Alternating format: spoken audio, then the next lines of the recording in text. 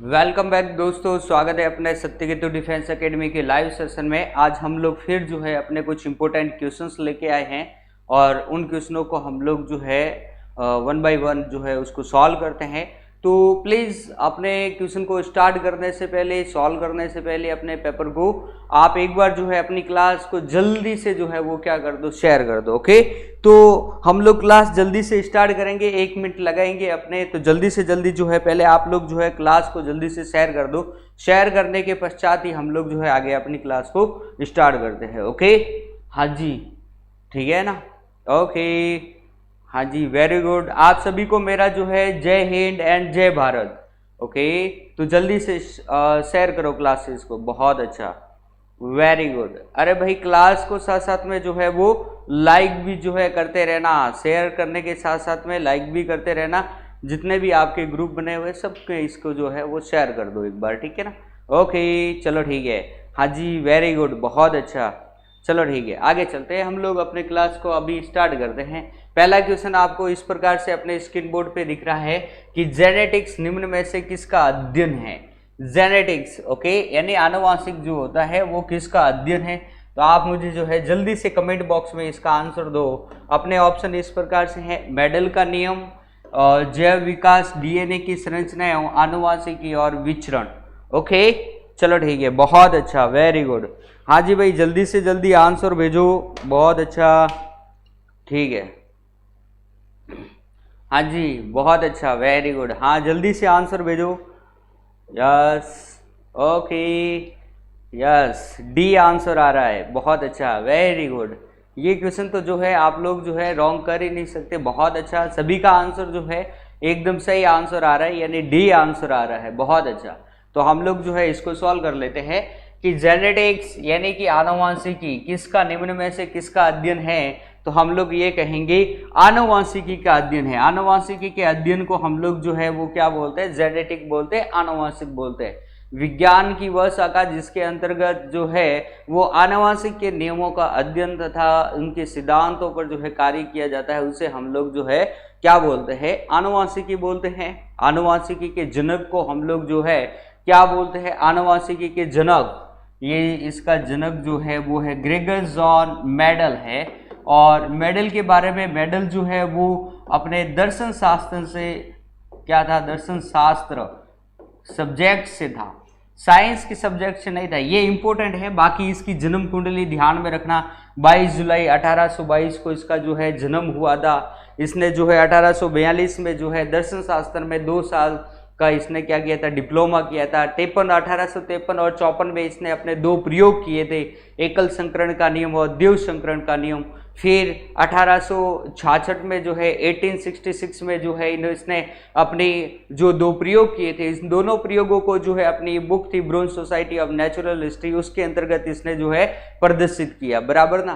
फिर 1884 में इसकी जो है वो क्या हो गई, मृत्यु हो गई। इस समय इनके जिसने जो सिद्धांत किए थे, प्रयोग किए थे, उन प्रयोगों को इनको जो है मान्यता प्राप्त नहीं हुई थी, बराबर ना। तो इनकी मान्यता को प्राप्त जो है 19वीं शताब्दी में, 19वीं में हुई थी। और जो इनके जो नए जो अपने वैज्ञानिक थे मेडल के अलावा, जिन्होंने 19वीं में वापस जो है इनकी खोज की थी, इनके प्रयोगों की, उनको हम लोग नौ मेडलवाद कहा जाने लगा। आई बात समझ में। वो कौन कौन से थे, जैसे एक अपने हॉलैंड का था, ह्यूग डी ब्रीज था, ठीक है ना। और अपने एक अपने था जर्मनी का कार्ल कॉरेंस था, इरिन वॉन सेरेमक था ऑस्ट्रिया का। ये चीज जो है ध्यान में रखनी है। ओके प्यारे विद्यार्थियों, और यहाँ से एकल संकरण और द्विव संकरण में अपने जिन प्रारूप, लक्षण प्रारूप, इनके बारे में भी हम लोगों को ध्यान में रखना है। ओके, आगे चलते हम लोग नेक्स्ट क्वेश्चन की तरफ चलते हैं। देखो सेकंड क्वेश्चन अपना एक और क्या होता है।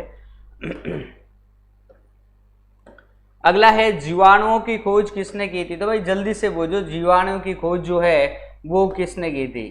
जल्दी से मुझे कमेंट बॉक्स में इसका आंसर भेजो जल्दी से। फ्लैगमिंग, लैम्बर्ट, टेनिन and Leeuwenhoek. Okay, very good, बहुत अच्छा, यस। तो जल्दी से आंसर भेजो, वेरी गुड, बहुत अच्छा, यस। सभी के आंसर जो है वो क्या आ रहे हैं, एकदम सही आंसर आ रहे हैं। बहुत अच्छा, वेरी गुड, हाँ जी, ओके, अरे भाई जय हिंद, लेट मत करो, जल्दी आ जाओ। ओके चलो ठीक है, तो सभी का आंसर डी आ रहा है, बहुत अच्छा, वेरी गुड। तो भाई जीवाणुओं की खोज जो है वो किसने की थी, तो ल्यूवेन हुक ने की थी, बराबर ना, ल्यूवेन हुक। ओके, तो जीवाणुओं की खोज जो है वो अपने किसने की थी, तो ल्यूवेन हुक ने की थी। ये चीज जो है वो ध्यान में रखना है, ठीक है। इस क्वेश्चन में कुछ ज्यादा सोचने वाली है नहीं, इसलिए हम लोग नेक्स्ट क्वेश्चन को लेंगे।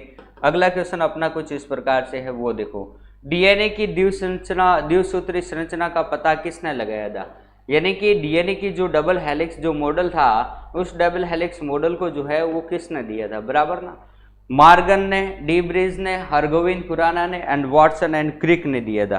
किसने दिया था, तो जल्दी से मुझे जो है कमेंट बॉक्स में इसका आंसर भेजो, जल्दी से जल्दी भेजो भाई, क्या आंसर होगा। ओके बहुत अच्छा, वेरी गुड, बहुत अच्छा, सभी स्टूडेंट का जो है वो एकदम सही आंसर आ रहा है, वेरी गुड साहिल वर्मा। ओके बहुत अच्छा, ऐसे क्वेश्चनों को आप लोग जो है कभी रॉन्ग नहीं कर सकते, बहुत अच्छा, वेरी गुड, ठीक है भाई।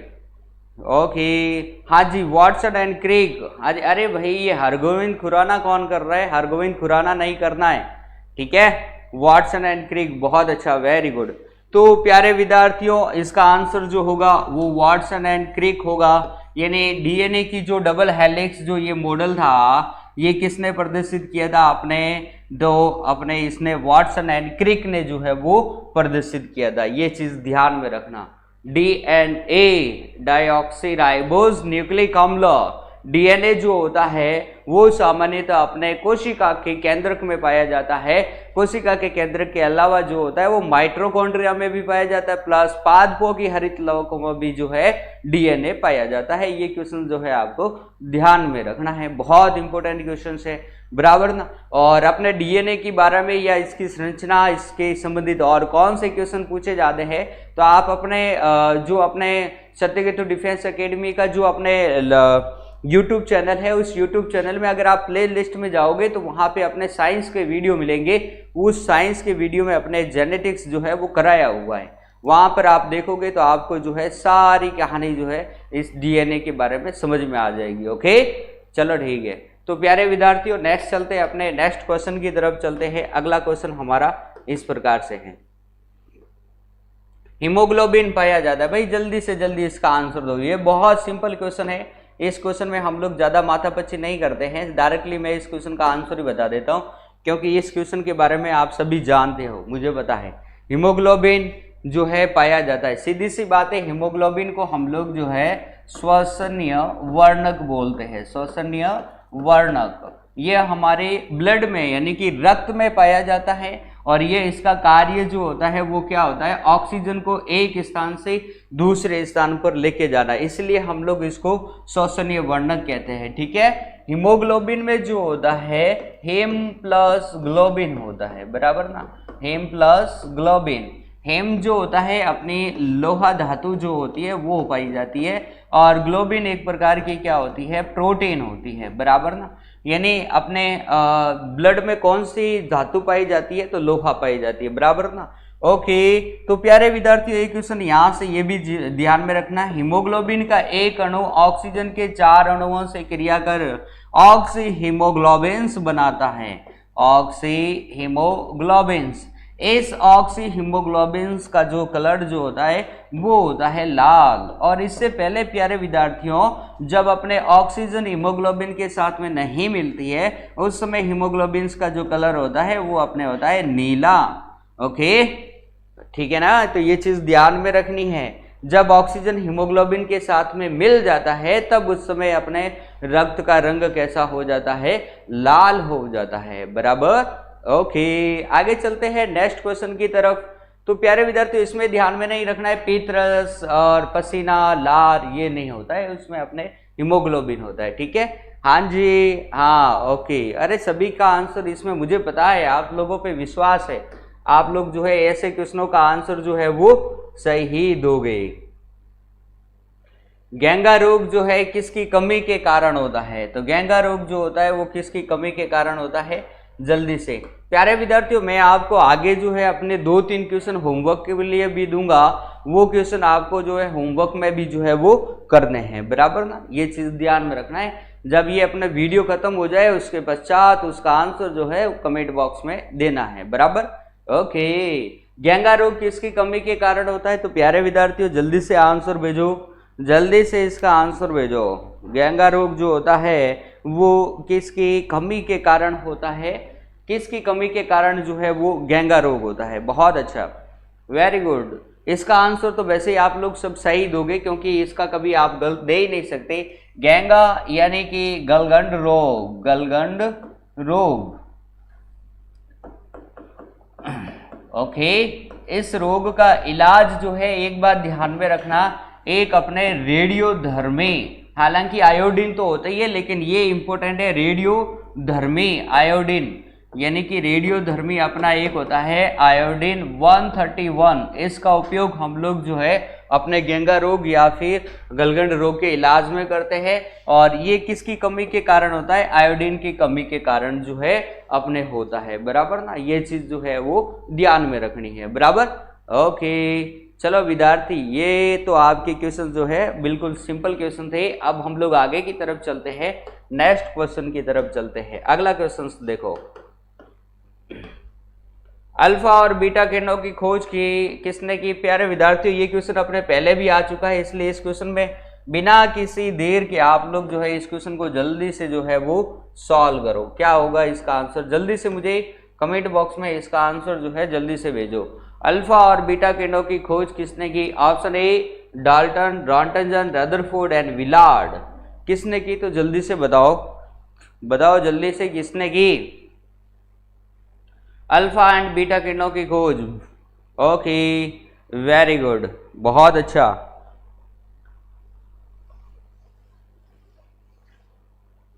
ठीक है भाई, सभी का आंसर जो है वो सही आ रहा है, एकदम सही आ रहा है, यानी कि अपने इसमें आ रहा है रदरफोर्ड।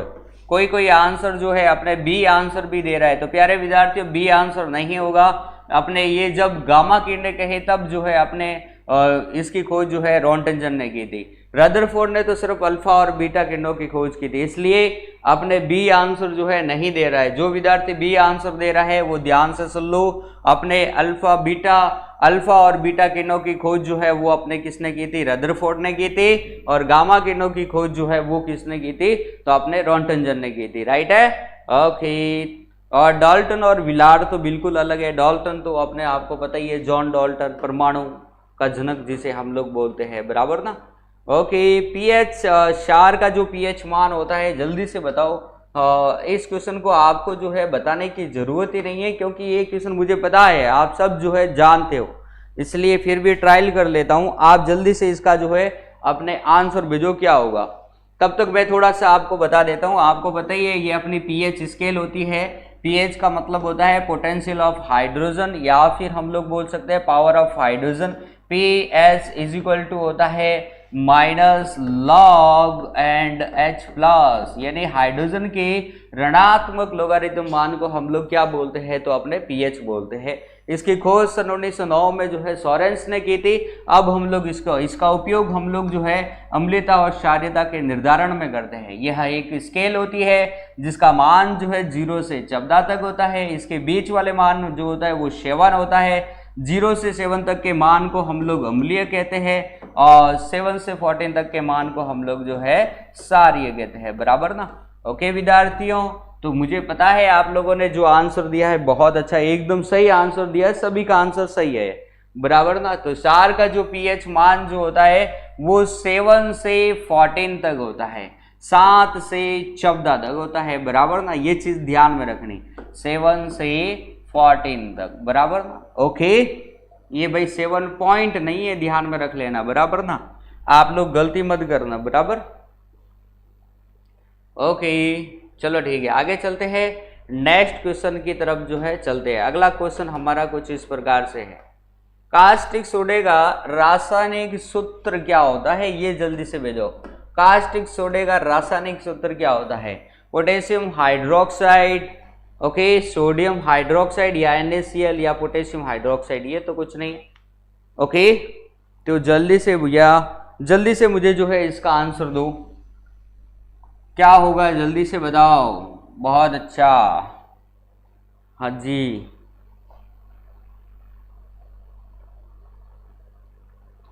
ओके प्यारे विद्यार्थियों, आप सभी का आंसर जो है बिल्कुल जो है वो क्या आ रहा है, सही आंसर आ रहा है। ठीक है, ओके वेरी गुड, बहुत अच्छा। यानी कि कास्टिक सोडा यानी कि NaOH sodium hydroxide, sodium hydroxide को हम लोग जो है कास्टिक सोडा कहते हैं। प्यारे विद्यार्थियों, इसका उपयोग हम लोग जो है थोड़ा सा देख लेते हैं। कास्टिक सोडे का उपयोग हम लोग जो है साबुन बनाने में भी जो है वो करते हैं। कास्टिक सोडे को हम लोग जो है दाहक सोडा भी जो है वो कहते हैं। ये भी चीज जो है वो ध्यान में रखना। प्यारे विद्यार्थियों, कास्टिक सोडे को हम लोग दाहक सोडा या इसको साबुन बनाने की क्रिया में हम लोग जो है या अपमार्जक बनाने में भी हम लोग जो है इसका उपयोग करते हैं। लेकिन एक बात ध्यान में रखनी है प्यारे विद्यार्थियों, आप लोग जब भी अपने ये दाहक सोडा या फिर कास्टिक सोडा आता है उसमें आप लोग ये कर देते हो Na2CO3.10H2O। ये जो होता है प्यारे विद्यार्थियों, ये अपने होता है वॉशिंग सोडा, सोडियम कार्बोनेट, जिसे हम लोग वॉशिंग सोडा या फिर हम लोग बोलते हैं धावन सोडा।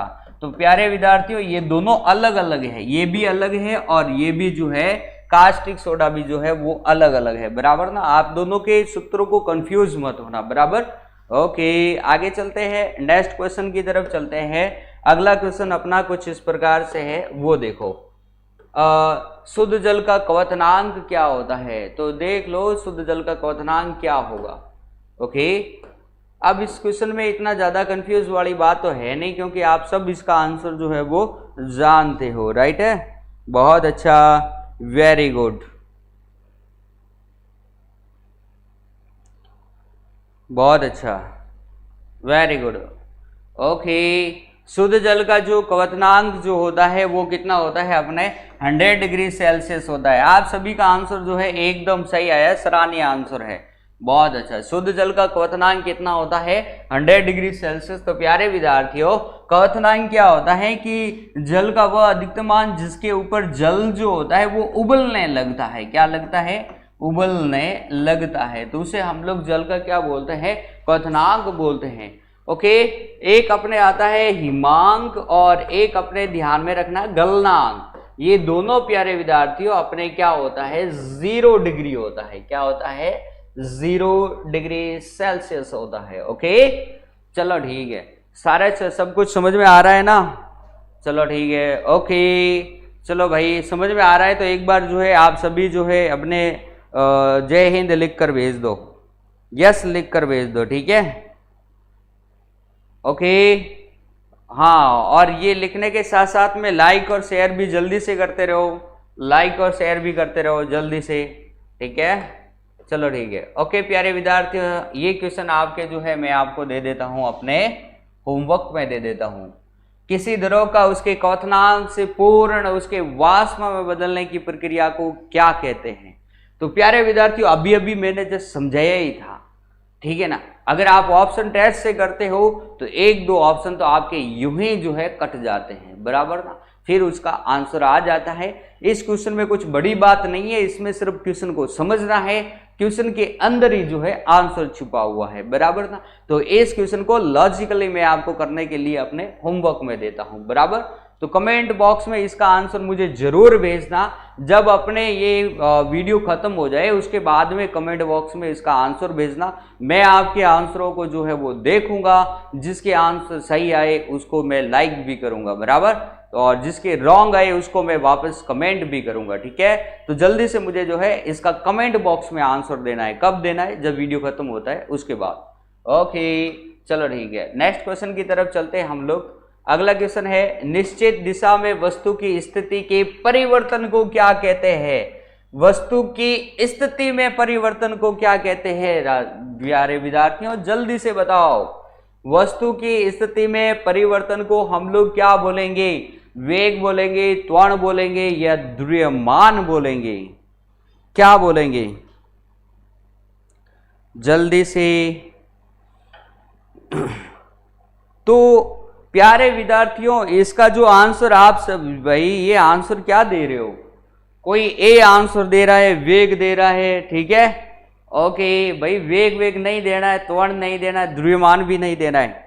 हाँ जी चलो ठीक है भाई, ये तो आंसर होगा नहीं, वेग तो इसका आंसर नहीं होगा, त्वरण भी नहीं होगा, द्रव्यमान भी नहीं होगा। मैं आपको बता देता हूं, वेग में परिवर्तन की दर को हम लोग जो है क्या बोलते हैं, त्वरण बोलते हैं। वेग जो होता है ना राजा, ये क्या कह रहा है, निश्चित दिशा में वस्तु की, अच्छा एक निश्चित दिशा में वस्तु की स्थिति के परिवर्तन को क्या कहते हैं, एक निश्चित दिशा में भी इसने ये बताया है। वेरी गुड, बहुत अच्छा है क्वेश्चन, बहुत अच्छा है, लॉजिकली क्वेश्चन है कि भाई एक वस्तु है, इसकी एक निश्चित दिशा में हम लोग जो है इसको क्या कर रहे हैं, इसकी स्थिति में जो है परिवर्तन करते हैं। तो प्यारे विद्यार्थियों, जब निश्चित स्थिति जब ये लिखा हुआ है तो इसका आंसर अपना ए होगा।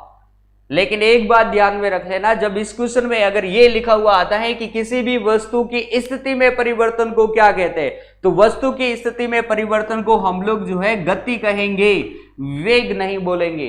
अब आप कहोगे कि सर वेग और गति में क्या डिफरेंट है, ये दोनों सेम ही तो होता है, गति में भी चलना होता है, वेग में भी चलना होता है, लेकिन ऐसा नहीं होता है। क्यों नहीं होता है, आपको पता है, वेग जो होती है वो एक सदिश राशि है और गति जो होती है वो एक अदिश राशि है। सदिश राशि क्या होती है, जिसमें दिशा का भी जो है परिमाण के साथ में दिशा का भी ज्ञात होना बेहद जरूरी होता है, और गति एक अदिश राशि है जिसमें दिशा का ज्ञात होना कोई जरूरी नहीं है। मैं अगर किसी वस्तु को यहाँ इस प्रकार से ऊपर फेंकूं, वस्तु इधर जाए उधर जाए चाहे किधर भी जाए, मैंने सिर्फ इतना ही कहा है कि वस्तु को मैंने फेंका है, बराबर ना। तो फेंकने पर वस्तु की स्थिति में परिवर्तन होगा, प्लस उसमें क्या आएगी, गति जुड़ जाएगी। अब वो एक निश्चित दिशा में आती है या किसी और दिशा में जाती है, आई डोंट नो, तो उसे हम लोग जो है क्या बोलेंगे, वस्तु की गति बोल सकते हैं, या फिर हम लोग ये बोल सकते हैं चाल, ये भी बोल सकते हैं, चाल भी कह सकते हैं हम लोग इसको, बराबर ना। ओके चलो ठीक है, तो नेक्स्ट क्वेश्चन की तरफ चलते हैं हम लोग। अपने अगला क्वेश्चन देखते हैं क्या होता है। यस, सोनार नामक यंत्र जो होता है किस काम आता है, हवाई जहाज के स्थान का पता लगाने में, पनडुब्बी के स्थान का पता लगाने में, संगीत तंत्र की तरंगीय आवर्ती का पता लगाने में। तो भाई इसमें तो कुछ बड़ा तो है नहीं इसमें, फिर भी मैं आपको बता देता हूं इसका आंसर क्या होगा। प्यारे विद्यार्थियों, सोनार जो होता है आपको पता ही है, साउंड नेविगेशन होता है, ठीक है ना, sound navigation of radiation, SONAR, sound navigation of radiation होता है, ठीक है ना, साउंड नेविगेशन ऑफ रेडिएशन, ये इसकी क्या होती है, फुल फॉर्म होती है। प्यारे विद्यार्थियों, इसका उपयोग हम लोग जो है आपको बताइए अपनी पनडुब्बियों में वहां पर करते हैं। तो पनडुब्बी अपने आ चुका है, ये लो, अब इसमें अपने कुछ ज्यादा बताने की जरूरत नहीं है, क्योंकि मैंने आपको जो प्राश्रव्य ध्वनि तरंगे पढ़ाई थी उस समय इसके बारे में और बताया था, बराबर ना। ओके चलो ठीक है, तो प्यारे विद्यार्थियों यहां से इस क्वेश्चन को हम लोग क्लिक करते हैं, आगे वाले क्वेश्चन की तरफ जो है वो चलते हैं। मानव नेत्र की स्पष्टतम जो है वो देखने की जो दूरी होती है वो कितनी होती है, तो वो यहां से हम लोग देखते हैं। आपको इस क्वेश्चन में सोचने वाली बात नहीं है, 25 सेंटीमीटर होती है, एक बार नहीं मैंने 1000 बार बता के रखा है, बराबर ना। इसलिए इस क्वेश्चन पे भी ज्यादा हम लोग मगजबानी नहीं करेंगे, अगले क्वेश्चन की तरफ चलते हैं। और अगला क्वेश्चन अपना कुछ इस प्रकार से है, एक खगोलीय इकाई निम्न के बीच की औसत दूरी होती है। तो प्यारे विद्यार्थियों, ये अपने भूगोल का क्वेश्चन है, और भूगोल के क्वेश्चन के साथ साथ में अपना ये बायोलॉजी से, फिजिक्स से संबंधित भी क्वेश्चन आता है, इसलिए इस क्वेश्चन को भी जो है आप लोग होमवर्क में डाल दो, और होमवर्क में आपको कमेंट बॉक्स में इसमें इसका आंसर देना है, बराबर। Okay, next and last and final question अपन देखते हैं, प्रतिरोध का मात्रक क्या होता है। तो प्रतिरोध का मात्रक जो होता है आप जल्दी से बताइए, इसमें कुछ ज्यादा सोचने वाली बात तो है नहीं, मैंने एक बार नहीं कई बार जो है इस क्वेश्चन को जो है वो करवा रखा है, फिर भी इस क्वेश्चन को आज और करवा देता हूं ताकि इन फ्यूचर जो है किसी भी एग्जाम में आपकी गलती नहीं हो। तो प्यारे विद्यार्थियों, प्रतिरोध यानी ओम के नियम से अपने क्या आता है, प्रतिरोध आता है, V = IR, जहां पे R जो होता है इसको हम लोग क्या बोलते हैं, प्रतिरोध कहते हैं, और प्रतिरोध का जो मात्रक जो होता है इसको हम लोग बोलते हैं ओम। आई बात समझ में ना। तो प्रतिरोध का मात्रक क्या है, तो भाई ओम कहाँ गया, ये रहा ओम, बराबर ना। प्यारे विद्यार्थियों, कूलाम आवेश का मात्रक क्या होता है, तो कूलाम होता है। विद्युत धारा का मात्रक क्या होता है, तो वो होता है अपने एम्पियर होता है। ओके, तो मेरे प्यारे विद्यार्थियों, ओके प्यारे फौजी भाइयों, आज की क्लास को हम लोग जो है यहीं पे अपने फिनिश करेंगे। आप लोगों को आज की क्लास जो है कैसी लगी, अपने कमेंट बॉक्स पे इसका आंसर जो है आपको जरूर देना है। साथ साथ में अपने सत्यकेतु डिफेंस एकेडमी के जो अपना यूट्यूब चैनल, ऐप जितनी भी है उन सबको जो है आप लोगों को उसके साथ में जुड़ना भी है, यूट्यूब चैनल को सब्सक्राइब भी करना है बराबर। और अपने मोबाइल्स में जो है सत्यकेतु डिफेंस एकेडमी का जो ऐप है उस ऐप को जो है जल्दी से डाउनलोड कर दीजिए, क्योंकि अब उस डाउनलोड में जो है अपने ऐप में जो है कुछ बहुत सारे अच्छे अच्छे क्वेश्चंस जो है वो आने वाले हैं। ओके, तो प्यारे विद्यार्थियों आप जल्दी से जो है अपने ये सारे 3-4 काम कर लीजिए। कल फिर हम लोग मिलेंगे अपने एक न्यू सेशन के साथ में, एक न्यू क्लास के साथ में, एक न्यू ही अच्छे ही क्वेश्चनों के साथ में, ऐसे ही क्वेश्चन लेकर के। ओके, तब तक के लिए आप सभी को मेरा जय हिंद, जय भारत।